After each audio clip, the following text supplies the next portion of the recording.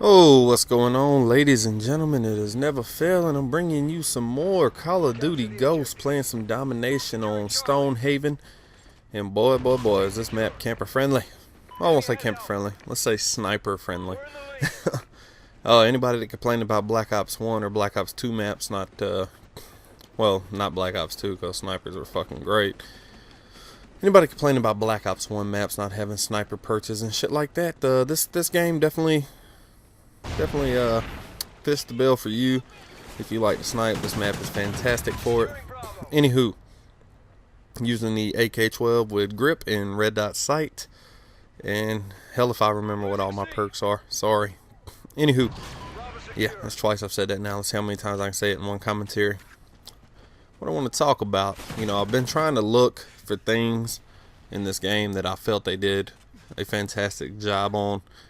Things that I, feel they succeeded in, did it right, made it great, did better than Treyarch. And in all honesty, prestiging, by far, the best thing I've seen so far in the game. Finally prestige last night, and I love the way you do it. If you can have, your character.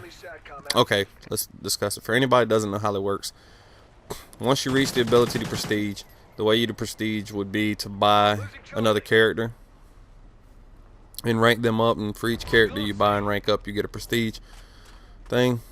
You move up in prestige or what have you, technically speaking. So once you get all 10 characters up to level 60, where it would be prestige time, that's 10 prestiges, and that's how it works. But when you're doing it, you don't lose your shit for the other characters, you don't lose your squad points.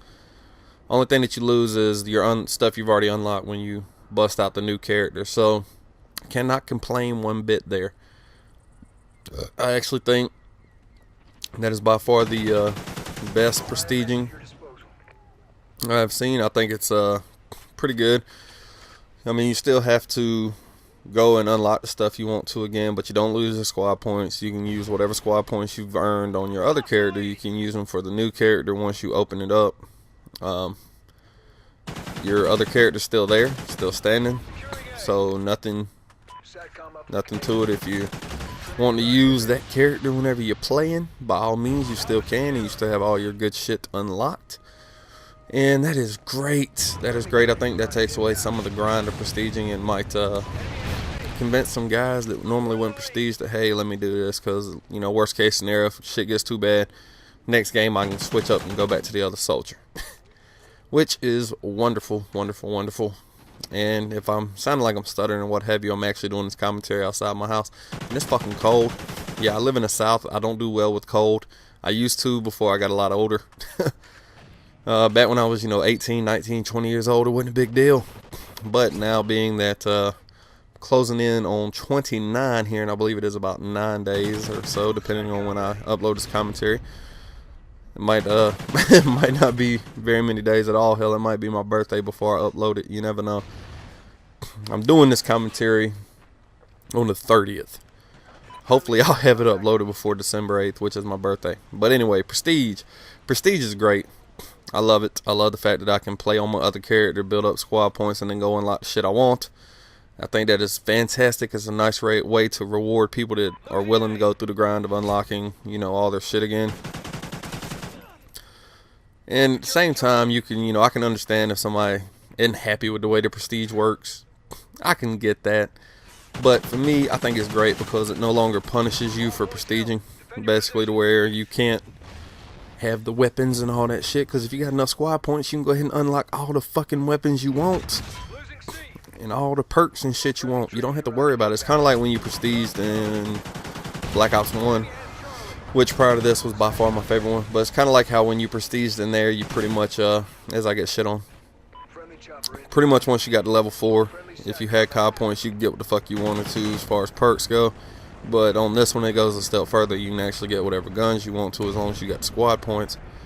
And you can also get the perks. So I think that is fucking great. Just absolutely great. I'm not sure if I die anymore this game. This was a slow-paced game. This map always plays slow for me for the most part, though. You got a lot of people that like to go between A and C sniping.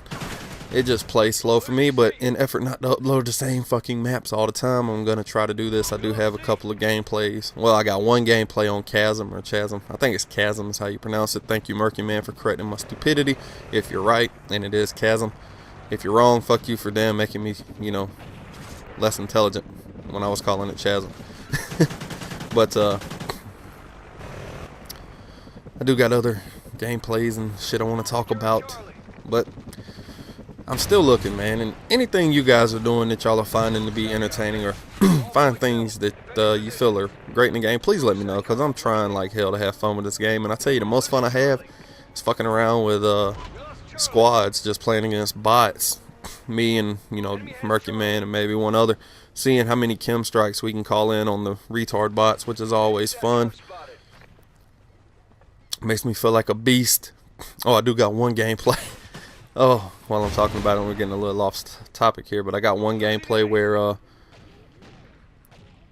it was by far a Mold Mentator's wet dream type lobby. Can't wait to share that gameplay with you. If I was better and less aggressive and went for, you know, flags a lot less, I probably could have called in a chem strike on them.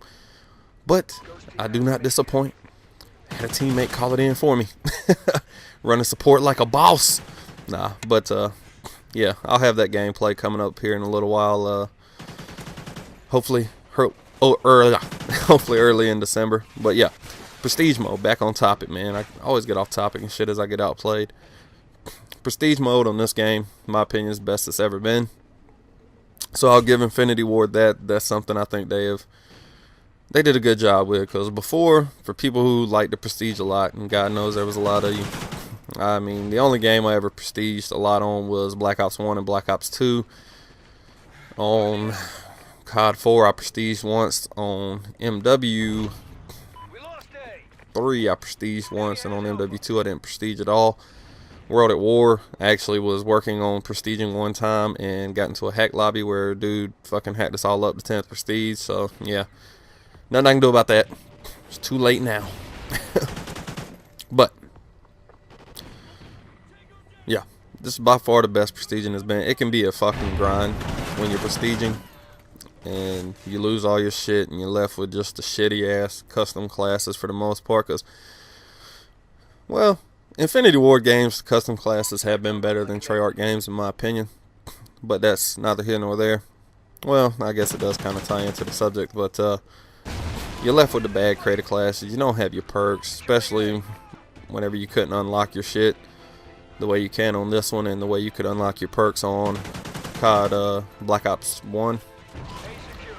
But you're left in shitty situations where you don't have all the good shit that you want, and somebody not prestiging, they have all that shit that you would normally have, and it gives them a slight advantage. And that's one of the biggest issues I've ever really had with Call of Duty, is the fact that it rewards players that have ranked up and all that shit. You get better shit for the most part, you know, and historically speaking, the guns are better and all that shit. So prestiging became a bit of a grind, and I think with this way it's kind of taken out the skill equalizer of somebody who doesn't prestige having better guns. Now you can have all the same shit.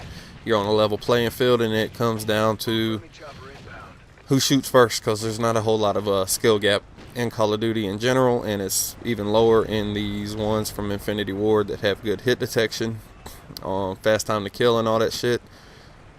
Don't have too much more video to talk about, so we'll touch on this because I don't think it's worthy of its own separate commentary. But it does appear, as I sound whore the shit out my buddy there, but it does appear that removing theater mode from the game has tremendously helped the hit detection. So people who were the first ones to jump on that bandwagon of saying theater mode's causing the issue may have been on to something. They might have just been fucking right. You know, sometimes they're just right and we're just wrong. I prefer if theater mode was still in the game because it allows for better videos on YouTube personally, and it makes it where I don't have to record every fucking game and delete them as I go, because I don't have, you know, a whole bunch of quality great games in a row unless I just find that perfect lobby. And yeah, that's the end of the video. Final score was like 24-9, I believe it was. Not too bad, not too great, you know, decent game. Not too many deaths, not enough kills in my opinion, but it was still a pretty fun game. Like I said, prestige mode, Infinity Ward, thank you, you did it right.